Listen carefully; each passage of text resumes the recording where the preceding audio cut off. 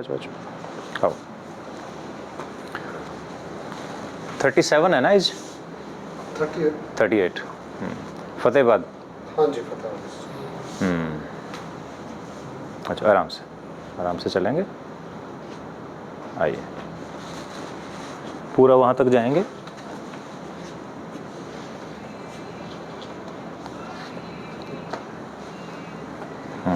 आराम से। ठीक है, चलो वहाँ तक जाके फिर वापस आएंगे। So Prince is 38, he is from Fatehpur, Haryana, and his problem is cervical spine stenosis. He has a stenosis in cervical spine, जिसकी वजह से जिनको legs में control है that's not there, और इनके हाथ में भी वीकनेस है, पैर में भी वीकनेस है, और उनको हमेशा लगता है कि गिर जाएंगे तो विदाउट सपोर्ट नहीं चल पाते हैं। तो ऐसे घर घर के अंदर ही चलते हैं बस। और ये 1-1.5 साल से ज़्यादा हो गया है? 4 महीने से ज़्यादा। 4 महीने से ज़्यादा हो गया। वैसे 1-1.5 साल से चल रहा था। हाँ जी हाँ जी। आ जाओ, लेट जाइए, बैठ जाओ, पैर लटका के बैठ जाओ आराम से। बैठ जाओ।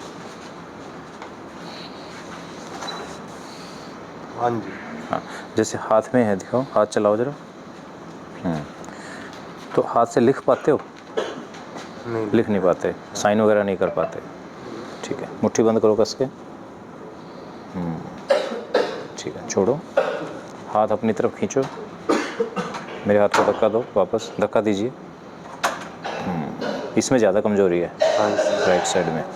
ठीक है, तो प्रिंस के हाथ में वीकनेस है, ये मसल वीकनेस आप देख सकते हैं। ये जो खाली जगह हो गई है, तो ये तभी होता है जब C6 जो हमारी नर्व होती है, जब वो ये देखिए पूरा ये खाली है बीच में, तो सारी मसल्स C6 की हैं।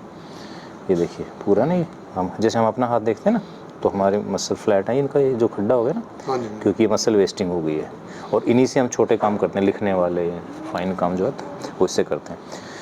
दूसरा फीचर है कि बैलेंस नहीं है, और जब हम एग्जामिन करते हैं तो ये देखिए, ये है हमेशा एक, जब भी सर्वाइकल स्पाइन या डॉर्सल स्पाइन में प्रॉब्लम आती है तो ये है। एक बार लेट जाओ एक बार।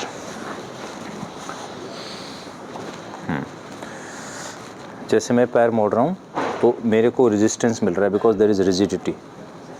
जब भी अपर मोटर न्यूरॉन प्रॉब्लम आती है तो देयर इज़ रिजिडिटी। हालांकि ये ताकत नहीं लगा रहे हैं, लेकिन मेरे को ताकत लगानी पड़ रही है। और पेन है कोई आपके पास? ये पावर अच्छी मिलेगी आपको लोअर लिम्ब में, क्योंकि लंबर स्पाइन में कोई प्रॉब्लम नहीं है। वीकनेस मिलेगी अपर लिम्ब में, लोअर लिम्ब में हमें एक तो नी जर्क ब्रिस्क हमने जो देखा है अभी वो मिलेगा। दूसरा ये साइन है, जैसे ही मैं इधर टच करता हूँ, आप अंगूठे की मूवमेंट देखिए, ये अंगूठे की मूवमेंट ऊपर की तरफ है। ये देखिए, नॉर्मल पेशेंट में अंगूठा नीचे की तरफ आता है जब हम यहाँ टच करते हैं, इसको कहते हैं बेबिंस्की साइन। ये देखिए, इधर भी अगर आप देखेंगे तो जैसे मैं यहाँ टच करता हूँ, ये देखिए अंगूठा ऊपर जा रहा है। ये तब होता है जब यहाँ पर कोई प्रेशर होता है। नॉर्मल आदमी में अगर हम करेंगे तो ये नीचे जाएगा। तो ये पॉजिटिव साइन है, इसको बेबिंस्की साइन कहते हैं। तो हमारे पास बेबिंस्की साइन पॉजिटिव है, मूवमेंट्स करते हैं तो रिजिडिटी है, और जब नी जर्क करते हैं तो ये देखिए बहुत ज़्यादा ब्रिस्क आपको मिलेगा, पैर एकदम झटका लगता है ये। ठीक है, तो अभी आपको चलते हुए पैरों में ऐसा लगता है जैसे जकड़न होती है और कंट्रोल नहीं आता पैरों में। तो जैसे हम सर्जरी करेंगे तो आपको पैरों में हल्कापन लगेगा, कंट्रोल आने में टाइम लगता है। जैसे पैरों में, ये हाथ में वीकनेस है, इसको आने में टाइम लगेगा। जब ज़्यादा टाइम तक नर्व पे प्रेशर रहता है तो रिकवरी भी उतने ही टाइम बाद होती है। अच्छी बात क्या है कि आपके पेशाब पे कंट्रोल है, अभी टॉयलेट पे कंट्रोल है, तो ये सबसे अच्छी बात है हमारे लिए। जैसे ही हम प्रेशर को हटाएंगे धीरे धीरे रिकवरी होनी शुरू हो जाएगी। मेहनत करनी है, एक्सरसाइज जैसे हम बताएंगे वैसे करना है, और थोड़ी सी पेशेंस रखनी है। ये सालों का काम है, दिनों और महीनों का नहीं है। ठीक है, घबराना नहीं है, प्रॉब्लम है लेकिन उसका समाधान भी हमारे पास। ठीक, MIS टेक्निक से हम प्रिंस की कल सर्जरी कर रहे हैं, जिसमें हम एंटीरियर डिकम्प्रेशन एंड फिक्सेशन करेंगे, डिस्क की जगह केस डालेंगे और एक प्लेट और स्क्रू डालकर फिक्स कर देंगे उस जगह को, और पूरी कैनाल जो बंद हो गई है उसको वापस खोल देंगे। ठीक है, चलो कुछ पूछना चाहते हैं? नहीं। चलो, थैंक यू। प्रिंस की एमआरआई हम देख रहे हैं सर्जरी से पहले। तो इसमें आप देखेंगे सर्वाइकल स्पाइन में ये C2 है, 3, C4, C5 एंड 6। तो ये जो डिस्क है this is C5 and 6 disc, और ये डिस्क पूरी बाहर आ गई। ये ब्रेन है, यहाँ से स्पाइनल कॉर्ड शुरू होता है, और आप देखेंगे कि स्पाइनल कॉर्ड में दोनों तरफ खाली जगह होती है। दैट मीन्स कि इतना स्पेस नर्व्स को चाहिए होता है सर्कुलेशन के लिए। लेकिन जैसे हम C5, 6 पे आते हैं, इस डिस्क ने पूरा प्रेस कर दिया इसको, तो ना पीछे स्पेस है और ना इधर स्पेस है। अगर फिर आगे जाएंगे तो देखिए फिर दोनों तरफ फिर स्पेस हो गया। तो that is this is normal and this is abnormal. दूसरी चीज़ आप देखेंगे कि इसमें ये थोड़े से वाइट पैचेज आ गए हैं, जिसको हम कहते हैं माइलोमलेशिया। दैट मीन्स कि ये प्रेशर काफ़ी लंबे समय से था और अब कुछ नर्व्स डेड होना शुरू हो गई।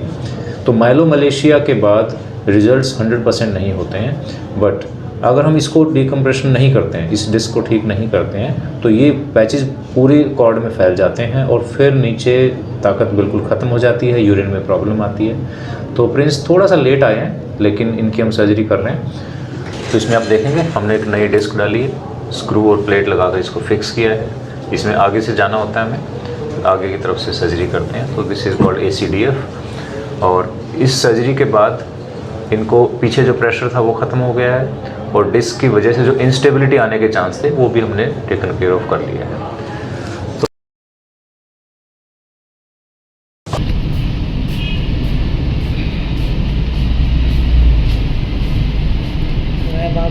आ जाओ।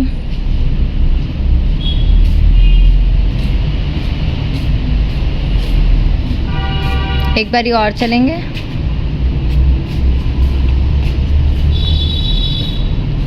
आ जाओ।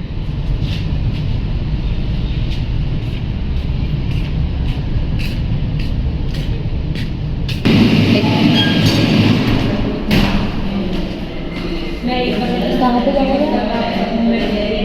आ जाओ।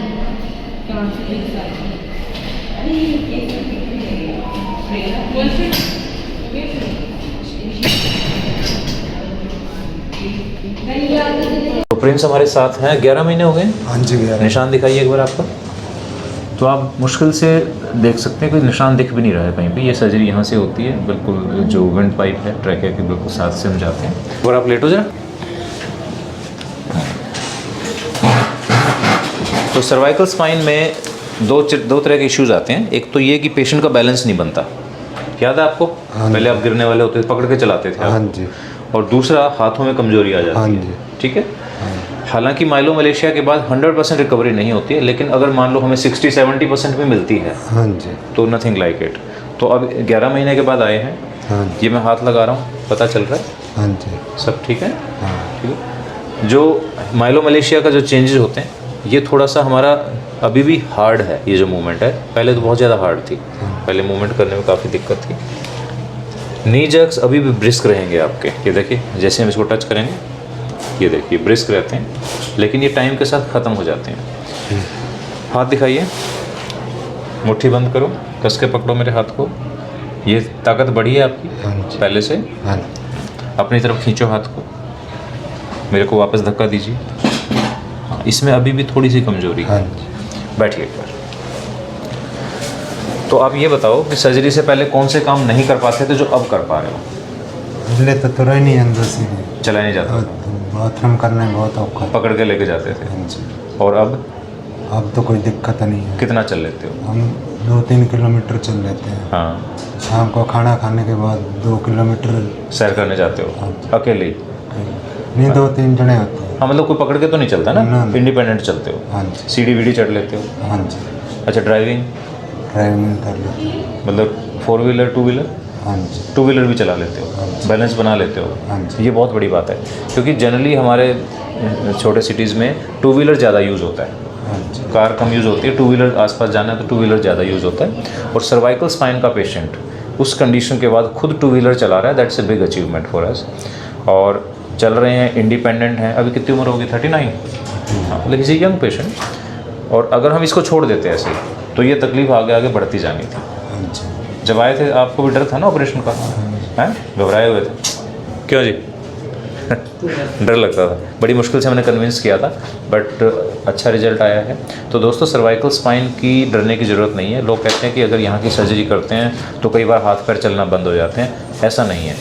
अगर प्रॉपर इंडिकेशन और प्रॉपर टेक्निक के साथ काम किया जाए तो रिज़ल्ट अच्छे आते हैं। और क्योंकि MIS टेक्निक से किया है तो आप देख सकते हैं कोई निशान भी नहीं है, और आपको आने वाले टाइम में कभी इसमें कोई दिक्कत नहीं आने वाली।